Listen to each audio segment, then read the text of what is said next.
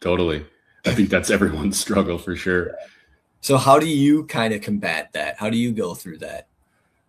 Yeah, I've had to do it in different ways over the years. I've found stuff that worked, and then my brain has figured out what it's doing, right, and led me Mhm. back into procrastination. Like I know what you're doing, so I think it's an ongoing target for me. But what seems to work for me is just give it 5 minutes. You don't have to work on that for 3 hours. Just work on it for 5 minutes, and then set a timer, and then move on. And if it's as long as you're doing 5 minutes every day, and you have that muscle, and once you start for 5 minutes, the alarm goes off and you just press stop, and you just, at least I do, you just keep going. It's just that first initial shock, I guess, of getting started. Totally. Kind of building upon all these things, upon the fears, the constant worries, a lot of that stuff, you have to make decisions, and you sometimes have to be a quick decision maker. Is there a decision that maybe has scared you, but ultimately has made you to the person you are today? Oh, I'm sure there's a lot of them. I make quick decisions really fast. It's a strength and a weakness of mine. I can be pretty hasty sometimes, but I've always just done that. I think in entrepreneurship, especially, I think urgency is probably your best weapon. I think a lot of people have ideas, and ideas don't do anything if you can't execute. And executing is just moving forward. And most decisions you can you can fix, right? You can Mhm. decide, you can see I made the wrong decision. The bigger risk is not making one. Um, but yeah, along the way, when I quit my job to go knock doors and sell roofs, that was scary. That's probably and I was I'm still a fairly introverted person. Like I was petrified to knock doors. Um, and so if I had to go back to one moment, it's probably that, just quitting that first job and going out, being completely self-reliant on myself, and knocking that first door and pushing through that. That's a cool story. That's cool.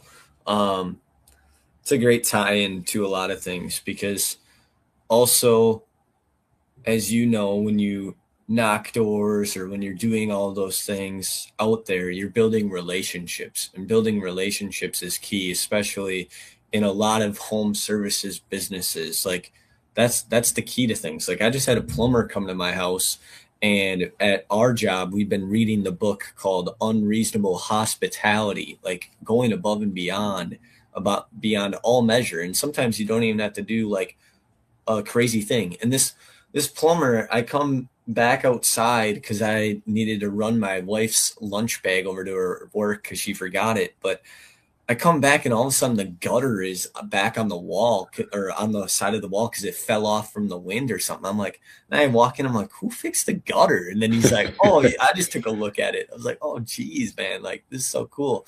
Um, Yeah. and I think that's what's going to go really far into the world today and into the future, is just continuing to be a true person that shows genuine care about people. And I think that's kind of what you're getting at here, is once you get past that fear of that, it's just going to naturally flow into a plethora of things, and it's going to get, um, you know, whether it's more leads or more businesses or more relationships. But I think ultimately it's just going to make us better people. Yeah. Yeah, I agree. Relationships to me it has changed a lot from who I am now and what I was before. I mean, when you're knocking doors, like this company, we'll do some canvassing with this. We're not currently, but it'll be a pretty soft. Hey, we're in the neighborhood. Hmm. Do you need some help? Just introducing ourselves, just kind of getting another touch of our brand. Um, but the door knocking thing for me it just was never like, it never resonated at the core for me. And I think now with this company, I want to build relationships they don't yield necessarily right away. And when I say relationships, I mean like just a reputation in the market digitally as well as within the community.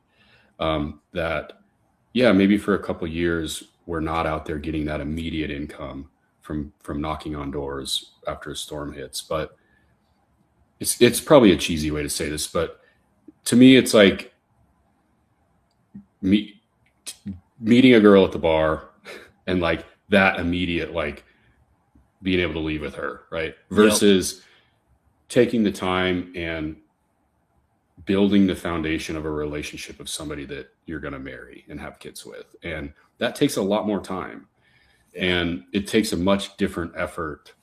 And so for me, where I'm at, like relationships, and I think that's what drew me to you and Dennis, Mm-hmm. is because that door knocking thing just, it worked for me for a time because it helped me get out of the environment that I was in financially. It was just never something I really loved. I didn't, even when I wasn't doing it and I had teams doing it, I just never loved it.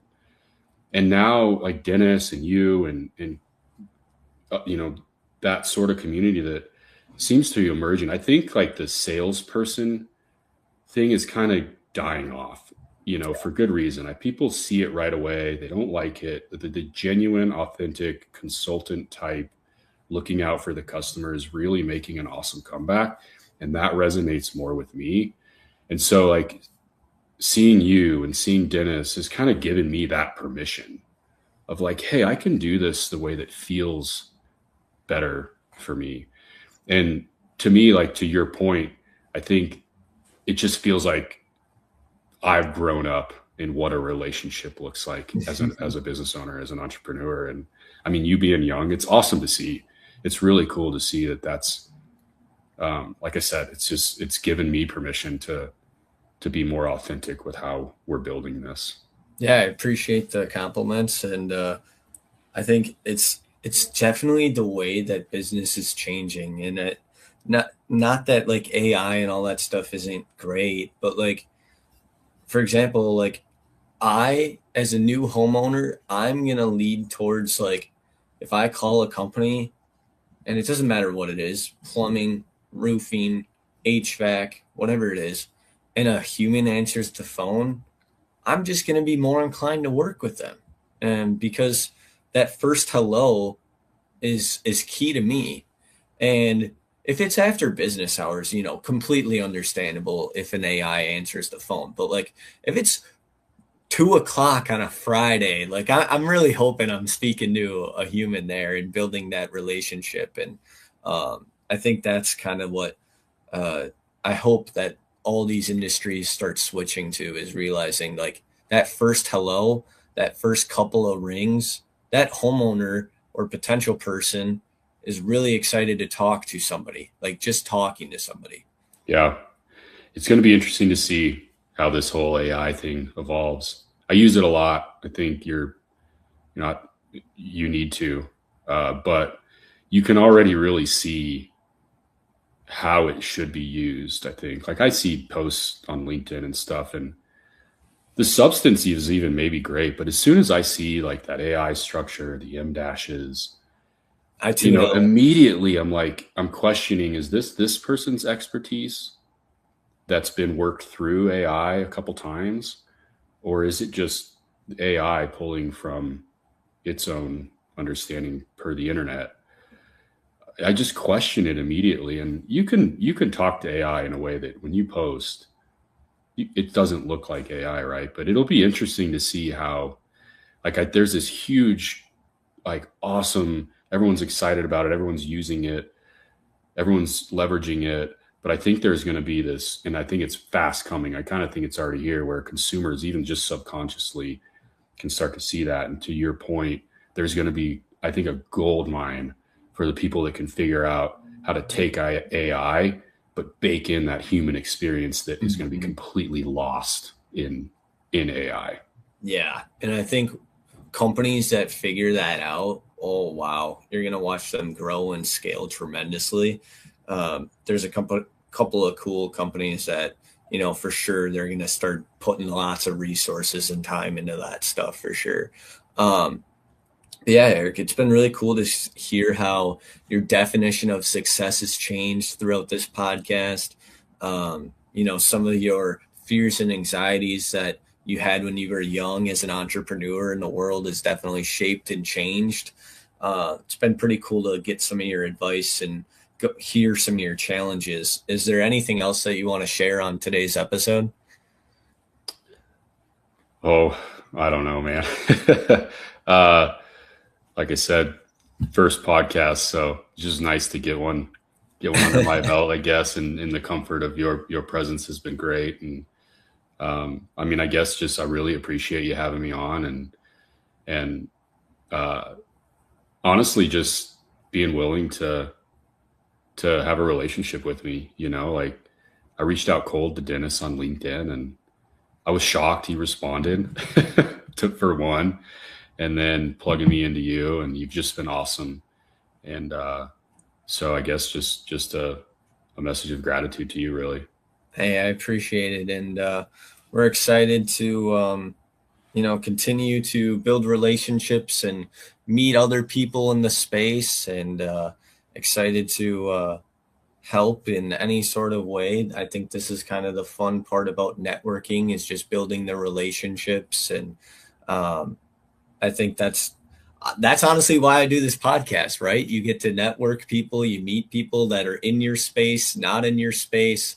They are an entrepreneur very early on. I think that's what's really exciting about the Encourage Mindset podcast, and why I built it, because it doesn't matter who you are. You don't have to be famous. You don't have to be rich. It doesn't matter where you come from, what you do. Like, just getting these people like yourself on a podcast, and we get to have a conversation about things that I get to learn from and you get to learn something from. Like, that's the coolest takeaway about podcasts. And that's why, like, having so many different variety of guests is so cool, because everybody has a unique story to them. Like you explained yours today. Yeah, and it's cool. It's authentic, and I can speak to that. I mean, you've shared stuff with me that I just people wouldn't be transparent about. Yeah. And at first you're like, what does he want? And it's just cool. It's cool that the authenticity that you're bringing to all this. Cool. Well, appreciate you for coming on to the show and sharing all your advice and tips with everybody, and excited to continue this relationship as we go. Yeah, thanks a lot, Ethan.